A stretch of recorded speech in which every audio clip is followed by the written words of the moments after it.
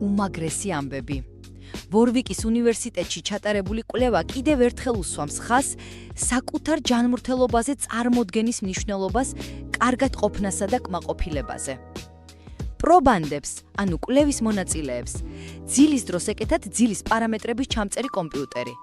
ანუ მეცნიერებს ჰქონდათ ყველა მონაწილის ძილზე ობიექტური ინფორმაცია. ჰოი საოცრებო!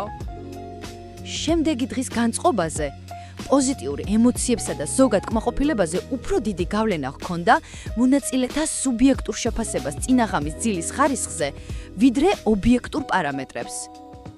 ანუ, ძილი შეიძლება ობიექტურად უხარისხო ყოფილიყო, მაგრამ თუ პრობანდი ფიქრობდა, რომ კარგად ეძინა, ეს დადებითი შეფასება ქმდიდა შემდეგი დღის განწყობას. ეს შეგვიძლია განვაზოგადოთ და ვთქვათ, რომ წარმოდგენა საკუთარ ჯანმრთელობაზე ძალიან დიდი ძალაა, რომელიც მხოლოდ და მხოლოდ ჩვენზეა დამოკიდებული.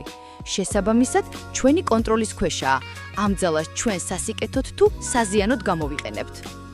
ადრინდელმა კვლევებმაც მსგავსი ეფექტები აჩვენეს. ვისაც სჯერა, რომ ჯანმრთელად და სპორტულად ცხოვრობს, უფრო დიდხანს ცოცხლობს. ამაზე მეტი სასწაული რა გინდათ? ჯანმრთელობას, სულიერ სიმშვიდეს და გახსნილ გონებას გისურვებთ.